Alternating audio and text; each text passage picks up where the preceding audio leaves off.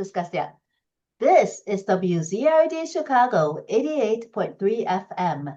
And we have with us AurallaurA, or Laura Two Wins. How are you today, Laura? I'm great. Thank you so much for having me on WZRD. Thank you so much. First of all, I'm very fascinated by your name, your stage name, AurallaurA. Could you tell us about that? Sure. Yeah, I actually took on that moniker back in the early 2000s and the early aughts. And at the time, I was really interested in community radio, not so much on the musical side of things, although I had always loved music. I was always a singer, but I was interested in elevating the voices of the people, right? And so I liked uh, helping to record people's stories, helping teach people how to use community radio, not just in the United States, but in other parts of the world as well. And it's taken me a long time to find my voice as a musician, but now it's really reflects how I feel about the music, which is that it's like primarily about listening and then communicating what you're hearing. Communicating with music, listening to music, and then communicating back with music. Is that what you mean? Yeah, so aural is like of the ear, right? And I Yes. think that for me it's about listening to the other musicians, listening to the audience, and really at some level now sourcing what I'm hearing of my own voice and bringing it to the public through my music. You were in China, Mexico, Serbia, and where else? And then did you bring all these various cultures and music together? What did you do? Yeah, so I have been fortunate to be able to live in a lot of different parts of the world, as I mentioned, I was working in community radio for a while, helping to bring the voices of indigenous communities, sort of political voices into small community radio stations in different parts of the world. But I took the opportunity while I was there to apprentice myself and learn folk music from in Chiapas, Mexico, in South Africa, in Serbia, in Cape Town, in Cape Town, South Africa, and in Serbia, in Belgrade, to be able to learn different styles of music. I spent a bunch of time in China. My family heritage is from China, and so I grew up listening to a lot of Chinese and Taiwanese folk music as well. And it's been fun to integrate all of these different tonal experiences and different ways of expressing yourself vocally into the music that I'm making now with AurallaurA and the Critique of Capital and Engaging Review, which is the latest album we just put out. This Critique of Capital, is that the latest album?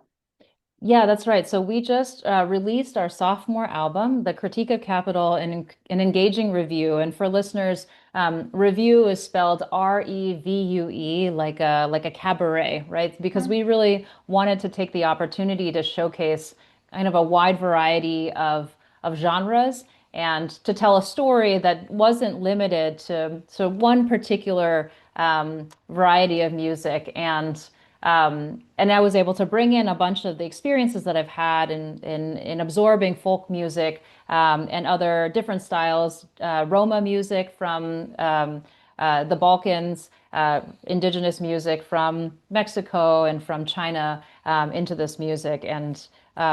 Yeah, and so it's been a real like cornucopia of stylistically and allows us to express ourselves and play a lot. And so we're excited for your audience to listen to it.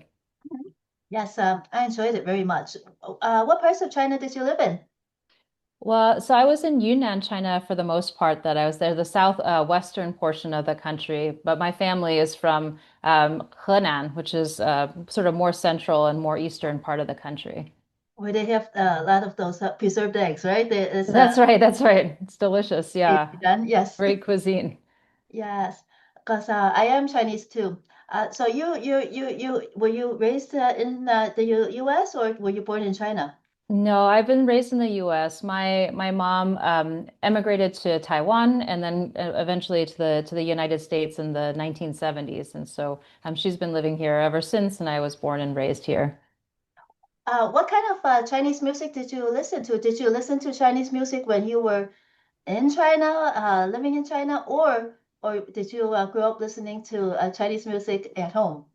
Yeah, so I went to Chinese school. This is maybe a familiar experience for some of your listeners, American-born Chinese, where Yeah, every Sunday we would religiously go to Chinese school, and they had electives, and so you were able to spend some time singing in the choir and learning Chinese sort of folk music, Taiwanese folk music. One of the songs on this album, Gao Shanqing, is a Taiwanese folk song that we sort of repurposed or and brought into this Latin music stylistic.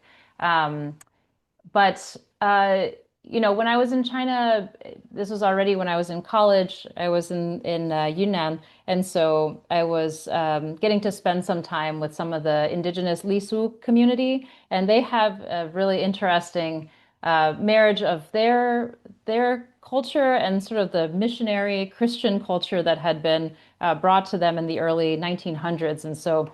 Um, I won't say that I infused any of the music in this album with that spirit, but it was really interesting to learn their musical and folk history too. Mhm. What Chinese singers or artists did you like to listen to? So I won't say that there are so many Chinese artists that I've listened to. Like I said, it was mostly my experience growing up and learning Chinese folk songs Hmm. in Sunday school Oh, that as opposed to more modern Chinese music. oh, so you haven't listened to artists such as Teresa Tang because she bridges both Hong Kong and Taiwan. Yes, no, I have heard Everywhere. some of her music, and I have a lot of admiration for her. I can't say that I've been successfully carrying on her legacy at all, but I do appreciate the music that I've been hearing. What about Roman Tam and the Canto Pop? Oh, yes. Well, I'll have to take some notes and maybe I'll study up for the next time we talk. But but yes, though there's certainly a lot of amazing music that's coming out of China and Taiwan today too, in Hong Kong. Um, uh, I think that my experience is much more limited in terms of the more modern music, however. Oh yeah, that's I was kind of fascinated with your songs. So the songs on Critique of Capital was that the uh most is that are the original songs that you wrote or all of them are original songs that you wrote? Yeah, so 9 out of 12 of them, so three-quarters of the songs on the album are original. There are a few covers. So Yeah. one, probably the oldest song is Wayfaring Stranger, was I think actually written in the 1600s, maybe. It was a sort of traditional Catholic or Christian song that has also now is commonplace in gospel circles and folk circles. And we did a neat cover of that. Gao Shanqing, as I mentioned, and Over the Rainbow, which is very familiar to jazz listeners. We like to think that we did something pretty unique with it, though, by really making it feel a little bit darker and a little bit um, sort of more lush. We have a huge palette of instrumentation, woodwinds, and with a lot of harmonies. That's sort of one of the things I like to do most is to add as many vocal harmonies as I can to a track and make it kind of really, really present. Yeah, I was thinking that you did embellish and change those three covers. Did you? Yeah. So you oversaw that, or the whole band contributed? Oh yeah. Well, I think first and foremost we have an incredible sort of musical director and arranger, Greg Lutz, who is the keyboard player and or the piano player, and he's also a talented saxophonist, flautist, clarinetist. So you'll hear his solos and his sort of like embellishments all across the album. Hmm. Um, I think that.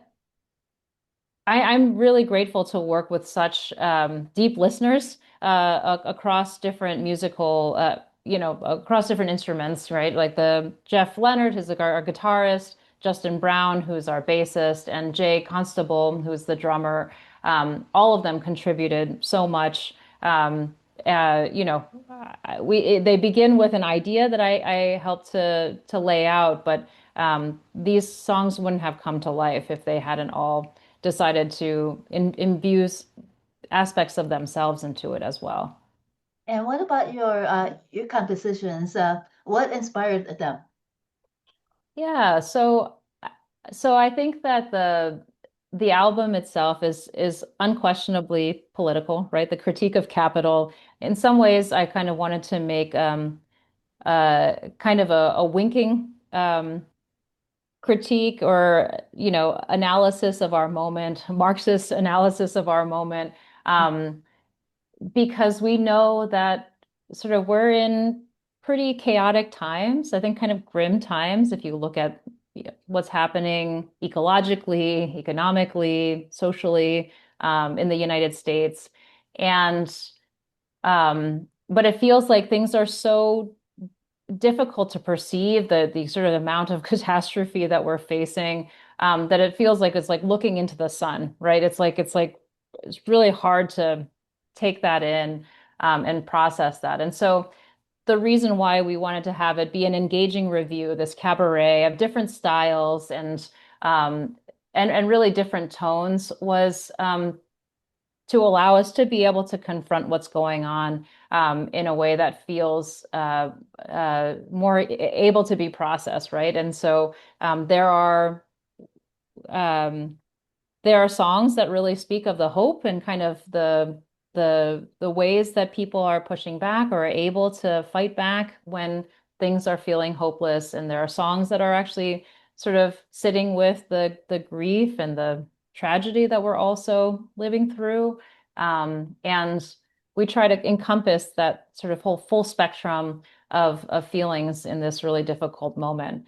Could you mention a couple of the songs that relate to all three different feelings, emotions of the album?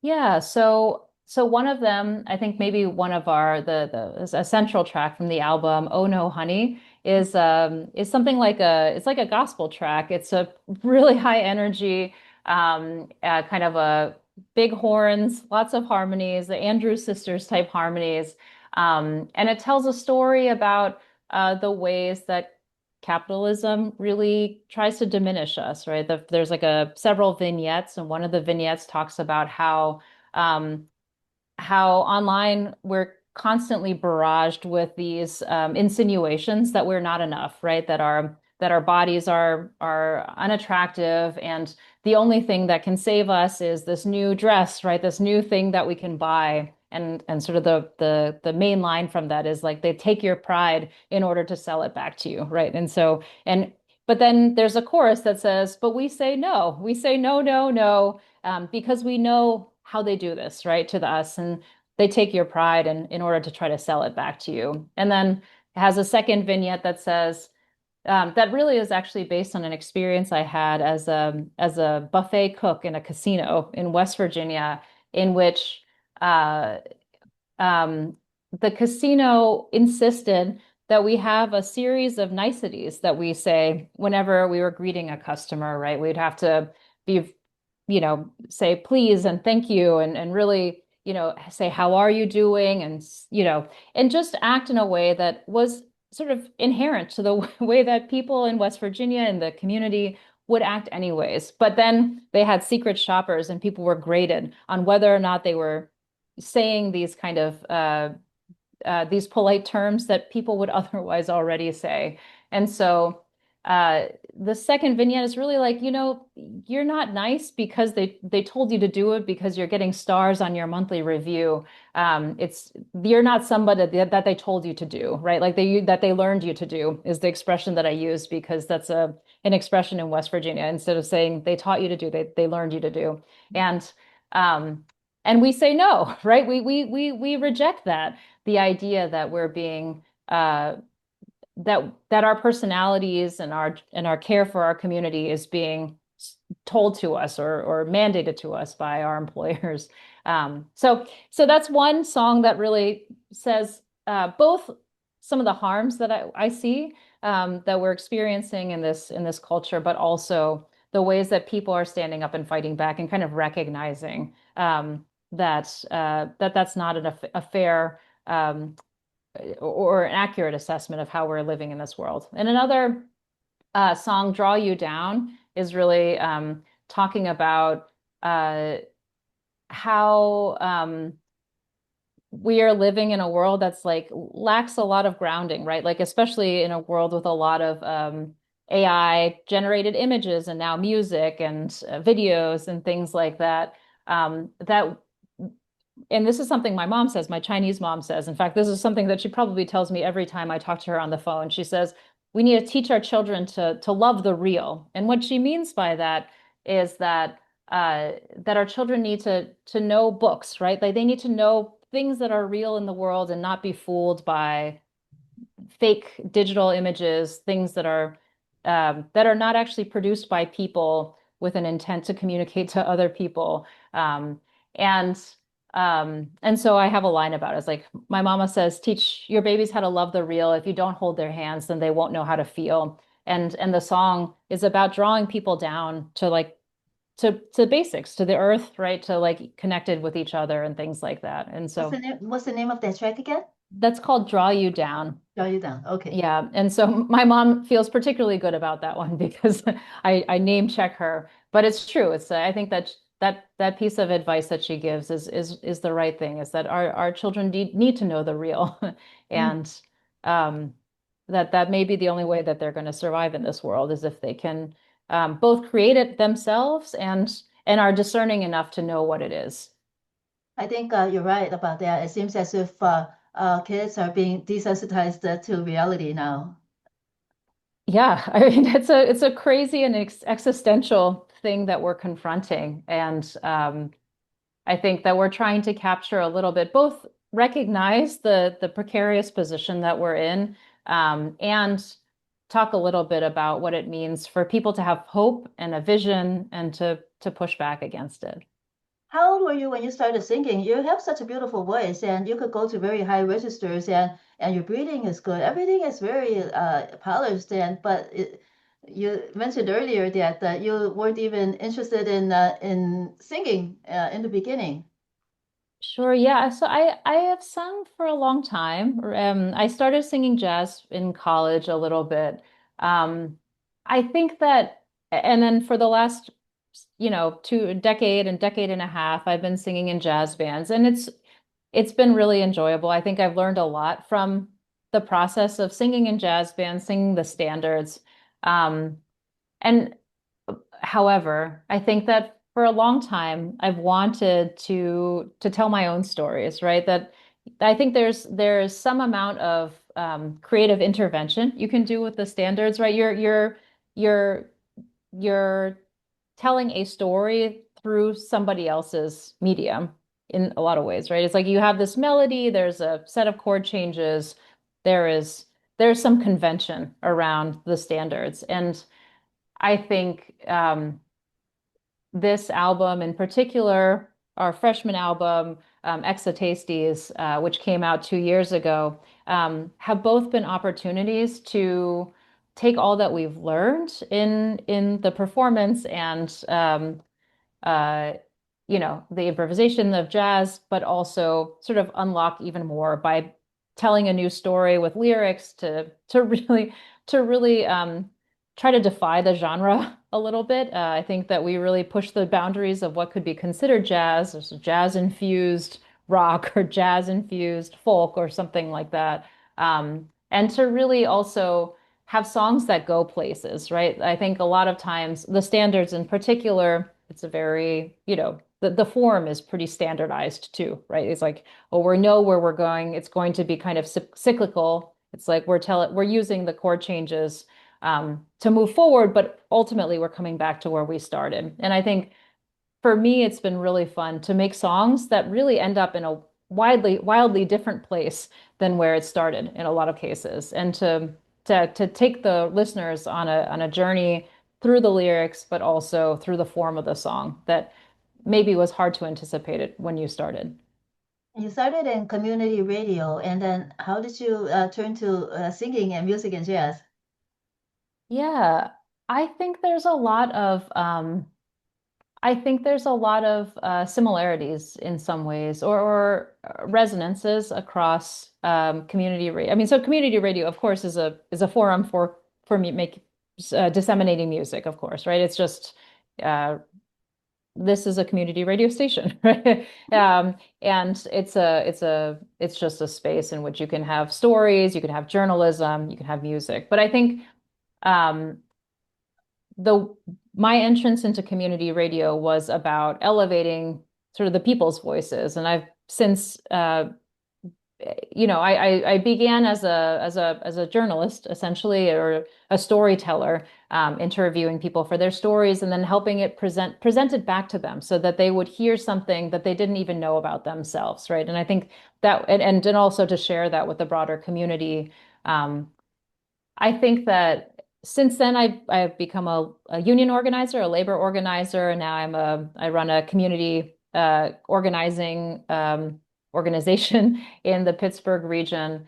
And I've continued to do that. I engage with community members, members of the public, um, and hear their stories, try to find patterns, things that connect people, and then share it back out to them in ways that allow them to understand things about themselves and their neighbors that they may not have understood before, in order to organize for better living conditions, for better communities that better serve their needs.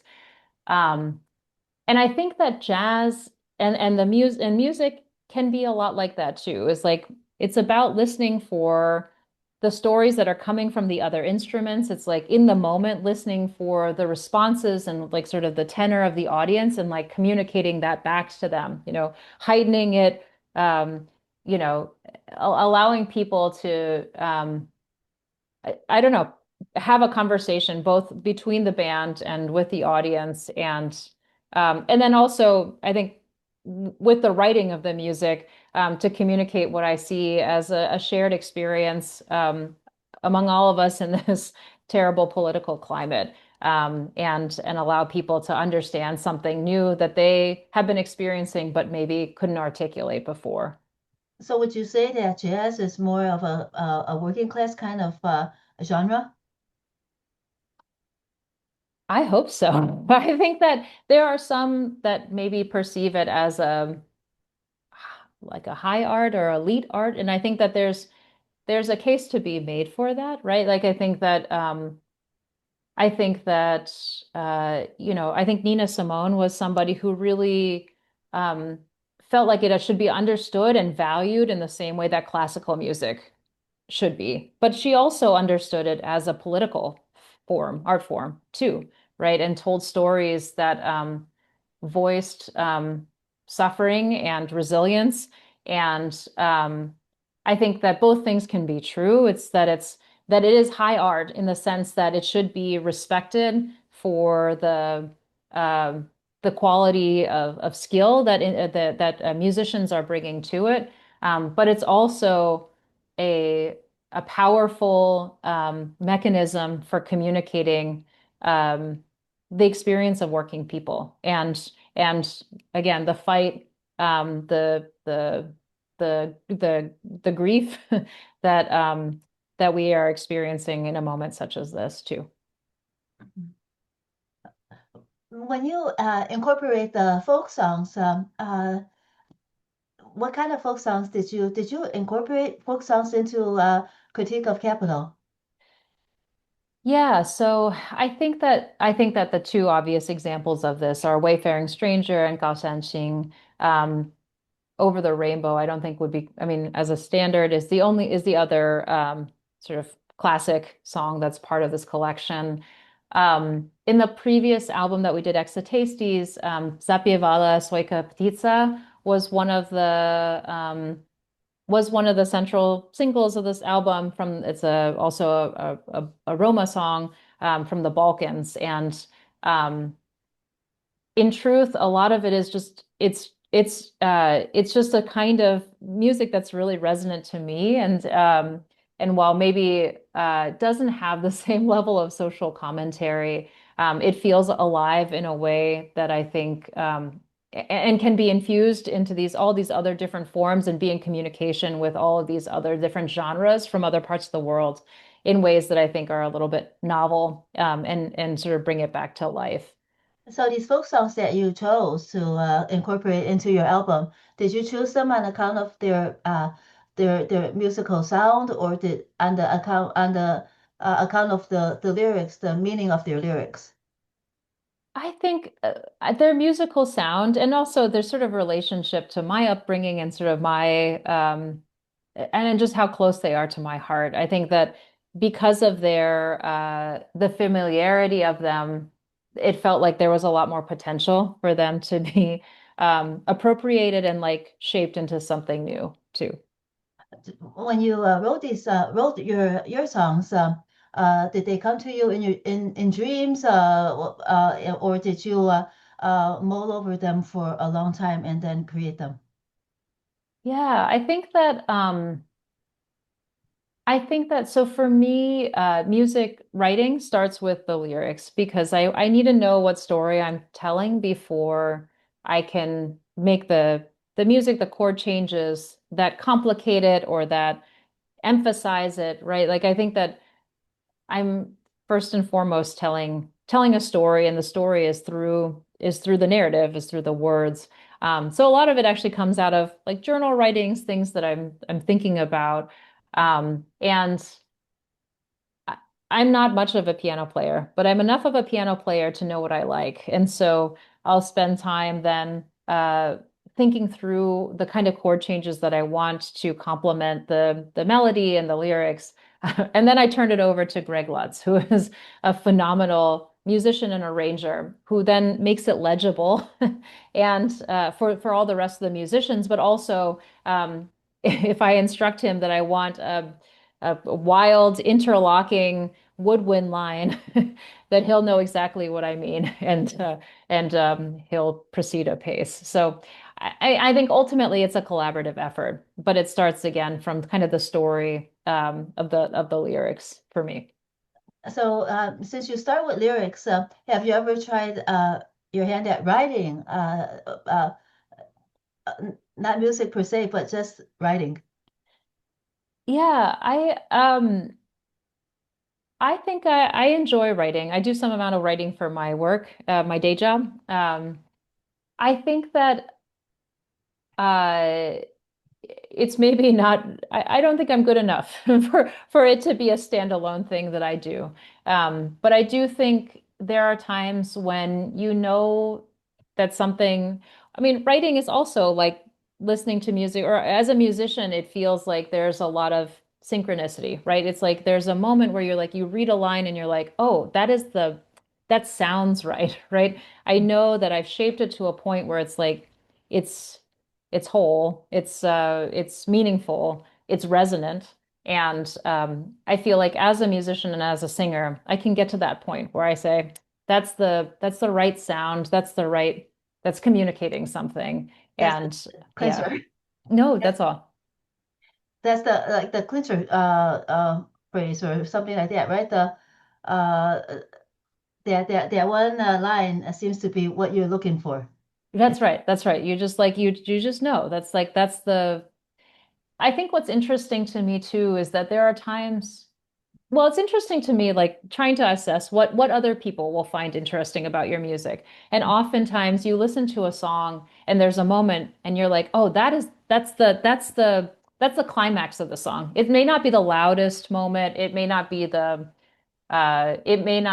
where there's all the instruments or anything like that, but there's a moment where you're like, that's the moment that feels the most resonant, like the bell is rung.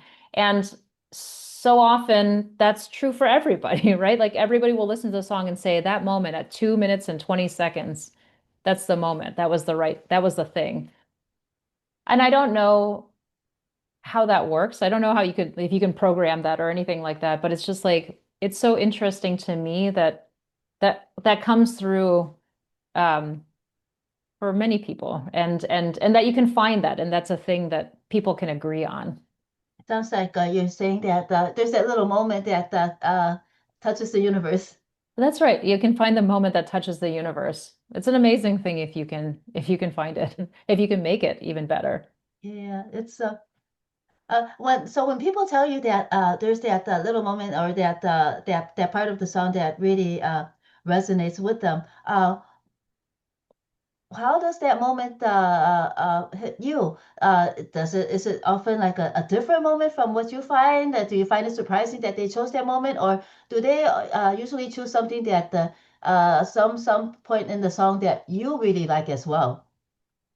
Yeah, I think I think that it's usually the same. I think that that's one of the things that really, I mean, makes me so that gives me hope, I guess, in a lot of ways from the music itself, from the making of the music to being able to share it, is that um that we're more connected or more alike than we may know. Yeah. And this is one of those ways that you can identify that is that if people are saying, "Oh, that moment, it also touched me," Uh, um, and yeah, I think that that's been a great experience. I guess in other words, you're gratified that we actually are speaking a common language, that there is a common language for us to speak together on. That's right. Yeah, and I think that honestly, I'm very proud of this album. I feel like I mentioned, it says a wide range of types of songs. It's communicating a lot of different types of messages. And it's interesting for me too to see what songs people gravitate towards because I think um, I don't think that there's like a single song that's maybe defines the whole album. And so I don't know. It's just interesting to me um, to see what kind of emotions each different song is bringing up for people and what they prefer, like what kinds of emotions they want to have evoked. That's actually been more like sort of widely spread out rather than sort of singular, as we were talking about at the moment that connects with somebody. I think people have been drawn to different songs on the album. What about training your voice? How do you train? Did you have a teacher that helped you along the most with your singing? Yeah, I think that the best teacher has been time and experience. I think that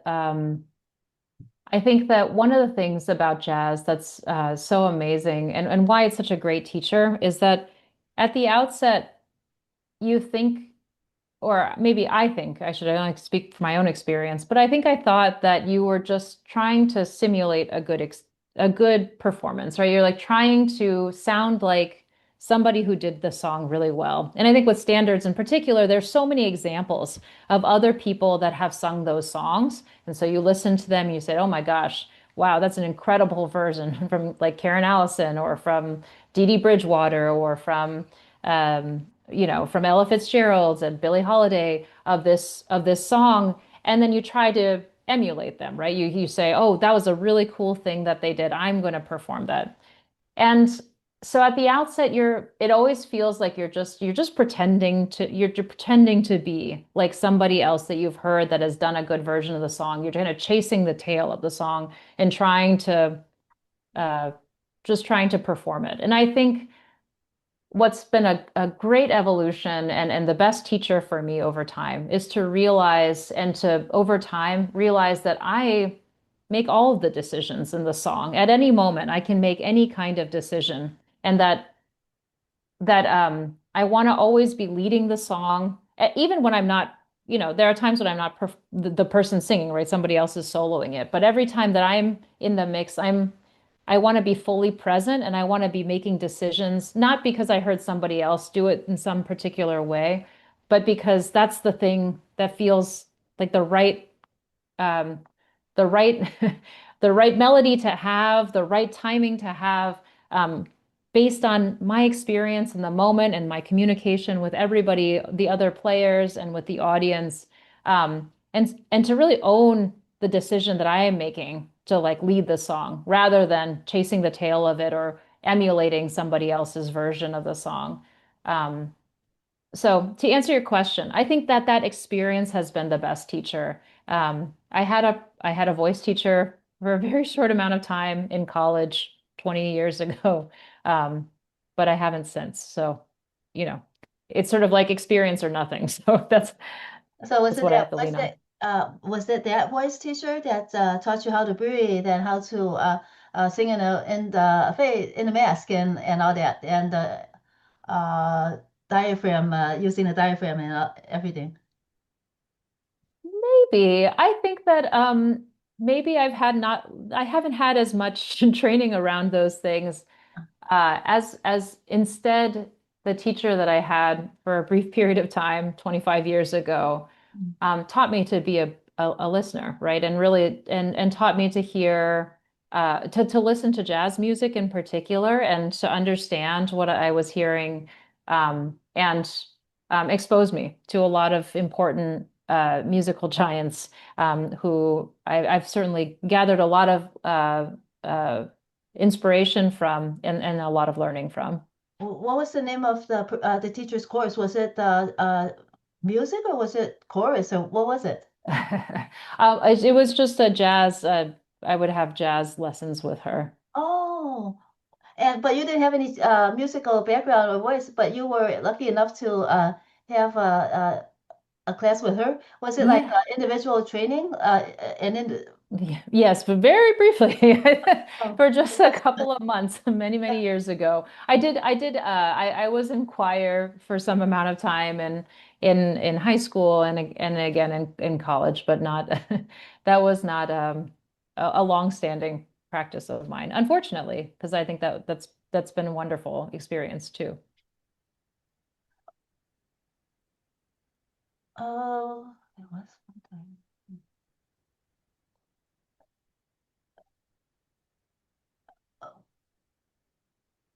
When you sing, how did you find that you are a soprano? You could go very very high, and were you always like that?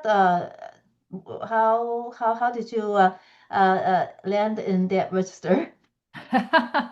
Actually, it's funny to hear you say that. I think I would consider myself an alto. But I think that it's been fun over the years to recognize that even if my register is not naturally very high, that it can be really powerful to have moments in the song where um, uh, to be vulnerable and to sing higher than what I would say is comfortable. And that can be part of the story that you're telling too. But I appreciate you saying that. That makes me feel better about some of the choices that I make. Oh, you look very comfortable when you sing the high ranges, and actually it helped with me as well because before I thought that I was an alto, and then I ended up being a soprano. I actually felt uh, free when singing I was able to release my voice and sing more flowingly as a soprano. That's amazing. Well, that's an inspiration to me. So maybe I can consider doing more in that front. But I hear what you're saying, and I definitely feel like when you have the opportunity to really stretch your range, I think for me it's a lot more fun to be singing, across a wide register because you can just do more things. It is very freeing, as you say. I was surfing around on your YouTube channel. Did you just start it recently, or how long have you had it? Yeah, well, yeah. So I think that I'm something of a Luddite. I really don't love technology. I don't have a smartphone. I've never had a smartphone. Oh, And I think social media is not my strongest suit. But I think one of the things that has been really fun about this album for me is that we've really tried to add a visual component to a lot of the songs. And so for the first time, we made three music videos. Um, and a lot of the intention around it was to bring in a lot of people from the community to be partners in this project. So for that song that I was describing earlier, "Oh No, Honey," this kind of gospel song, very high energy song, we had friends from a dance group called 412 Step. It's a LGBTQ dance group, line dancing group, who choreographed a line dance and swing danced to it, um, and actually their performance really, I think, helps to underscore a lot of the themes from the song, which is that, we really have each other, and that's one of the ways that we fight against the ills of capitalism, which is actually named specifically, and that our sisters are the ones that are going to keep us sane, even as a lot of our political environment or our economic environment is going to try to have us blame one another for the ways that we are suffering. So that's one of the music videos we were able to create. Another one that I'm really excited about was there's a song Celestial Bodies that's in the album, and um, as I was thinking about different visual additions and components that could be added, I learned about crankies, which I had never known about before, but it's a sort of shadow puppetry where it's kind of like the very analog version of a music video where an artist creates a scroll that is inside a shadow box and they crank it to the time of the music, right? And then so as the paper progresses, you see a visual image that's like moving in time with the music. And it actually reminds me a lot of analog tape, right? It's like the idea that there's some physical medium that is associated with time, and that there's some kind of progression through that physical medium.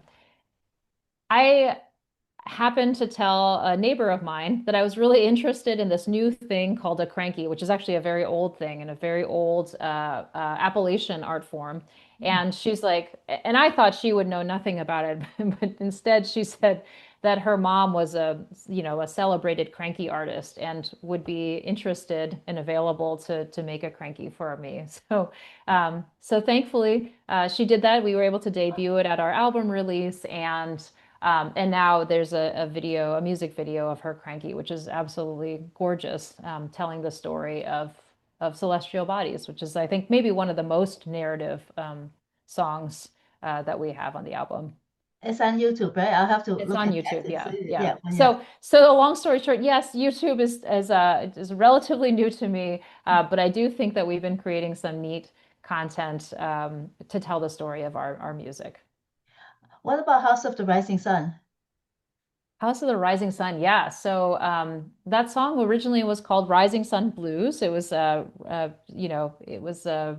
recorded long before and written long before the Animals got a hold of it.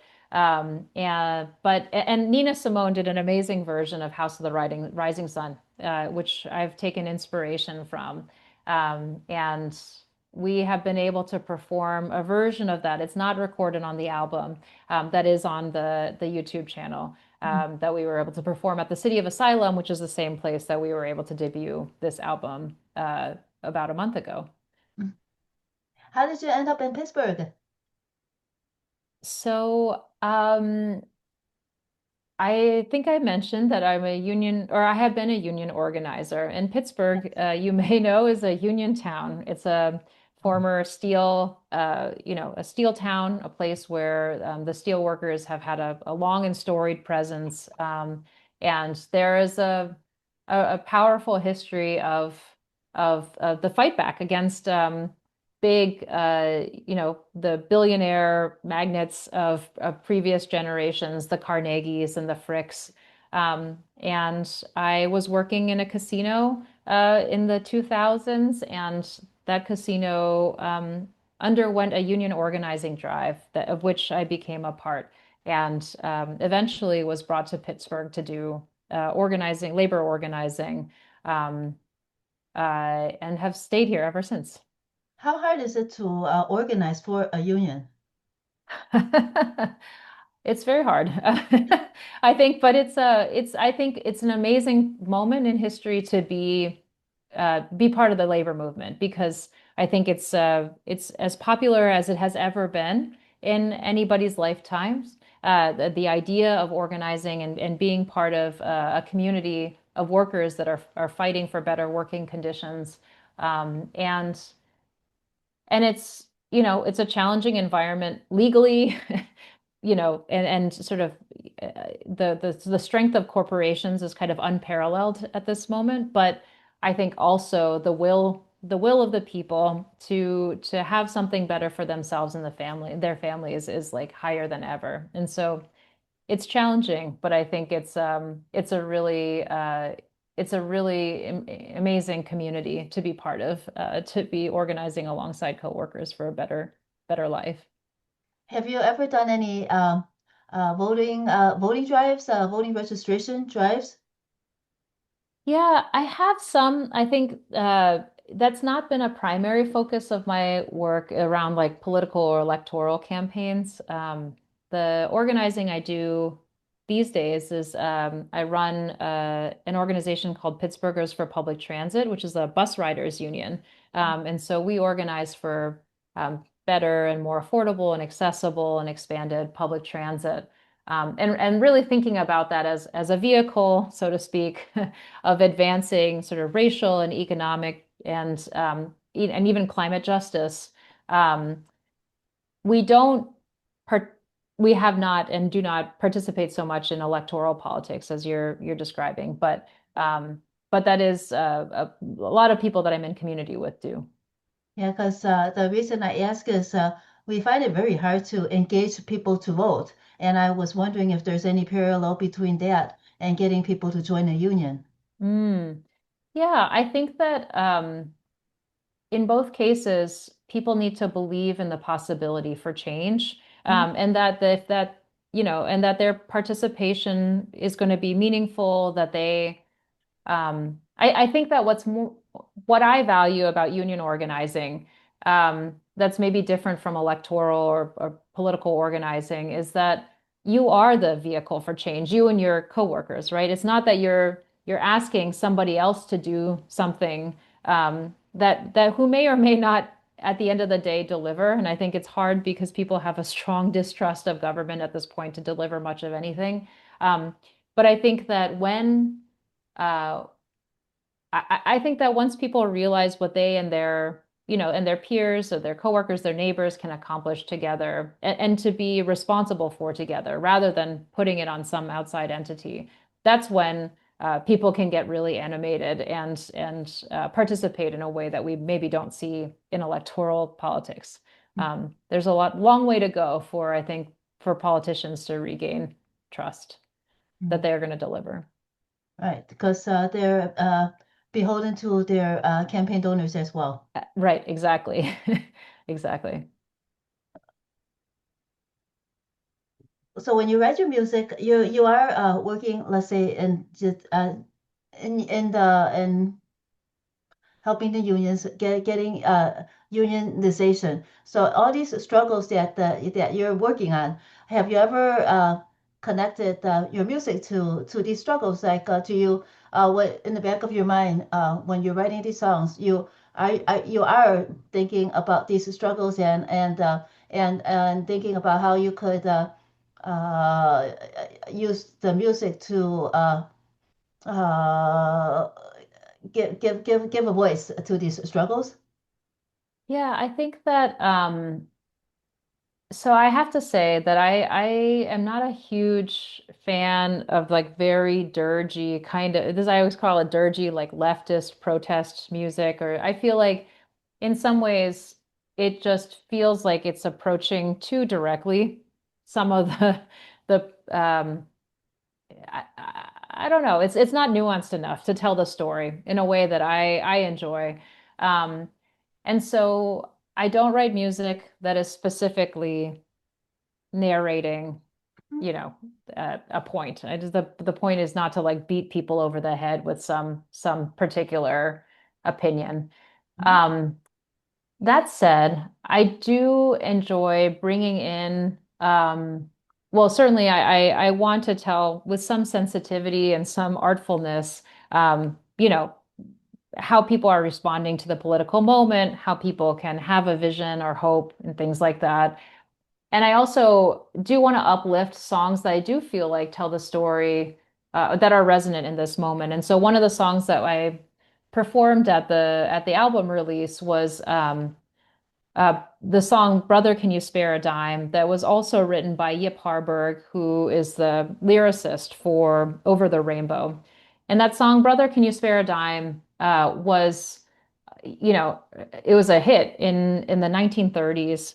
Um, and I told the story of the song, um, as well as like and narrate also the history of something that had happened in Pittsburgh at the time in the early 1930s. There was the Bonus Army, which is a an aspect of history that I had not learned in schools, right, of U.S. history, where 40,000 people, 45,000 people marched from Pittsburgh to Washington, D.C., these veterans of World War I, who had been paid in what they were called bonus checks that were basically these bonds that were not supposed to be redeemed until the 1945, right? These were people who had lost limbs, they had seen people killed on the battlefield in World War I, had just gone through unbelievable suffering, and who were suffering from the Great Depression, right? Who had whose families didn't have enough to eat, and they had this promise that one day they would be paid for their service to their country, 15 years down the road. And Yip Harburg wrote the song "Brother, Can You Spare a Dime?" And it tells that story of people who had sacrificed for their country, and yet in both an industry, right, who had contributed to building skyscrapers or working in factories, as well as people that had gone to war, and yet couldn't feed themselves, couldn't feed their families. And the Bonus Army, they marched to Washington, D.C., and in 1932, I believe, and were actually shot at by the federal government. They turned the military and tanks and the cavalry on this bonus army, the veterans of World War I. They killed several people, families, women and children, and sent them home without being paid. Um, I think, you know, for me, it was a way to tell um, uh, some of the experiences that we are having in this country right now are coming back around. So a lot of these things are not new. And there's been some ways in which the music has reflected that story, and has really resonated with people. And I was glad to be able to share the work of Via Parberg, who was also a communist and was helping to lift up the people's story through jazz at the time. Is that the is Brother Can You Spare a Dime on your album? A critique It's of not on the album. No, I performed it live, but it was, like I said, an opportunity to share with folks this really important piece of Pittsburgh history and U.S. history, that was also reflected in the music, by a famous lyricist, right? Yip Harburg, who wrote Over the Rainbow. Everybody knows Over the Rainbow, but maybe fewer people know about the more very popular at the time political work that he wrote. so you didn't learn it in school. Where did you learn about the bonus army? Well, we have an amazing community here of labor historians. There is a famous battle, the Battle of Homestead, which is memorialized in this community of labor historians called the Battle of Homestead Foundation, and they have done an incredible job with labor history tours. They have an active community with lectures and events, and they've also gotten many plaques erected all around the city. So there's like a physical emblem that tells the story of these important aspects of working people's history, all around Pittsburgh and surrounds. And so I've been fortunate to know a lot of these. Many of them are union members, former steel workers, former Teamsters, former mine workers, that now have become sort of historians and sort of living history communicators of the experience of our forebears. Battle of Homestead Foundation. Yeah, the Battle of Homestead Foundation. I encourage all of your listeners to check it out. There's so much great material that they have about our history, that they share online and here in the Pittsburgh community. So evidently, the schools don't want to teach the youngsters about about the bonus army. It's kind of yeah, Yeah. it's a little bit too intense, I guess. It's something that is erased. Yeah, I don't know how often um, the schools tell the story of how the presidents have turned their armies against citizens, which, you know, I think has some resonances to our current environment, right? Turning the military forces on innocent people. Mhm. Well, AurallaurA, with your album, Critique of Capital uh, in Engaging Review, right? Yes, thank you so much. I really appreciate having the time to talk to WZRD. You have a great station and a great community yourselves, and really appreciate you all taking a listen. Thank you so much. And if our listeners want to learn more about you, where should they go? Sure, they can go to www.aurallaura, so that's spelled AURALLAURA. It's almost a palindrome, but not quite. So AURALLAURA.com, aurallaura.com. Also, they can find it basically everywhere on the internet because that's how the internet works. You can listen to music everywhere for free. Okay. Thank you so much, Laura. Thank you so much for taking the time.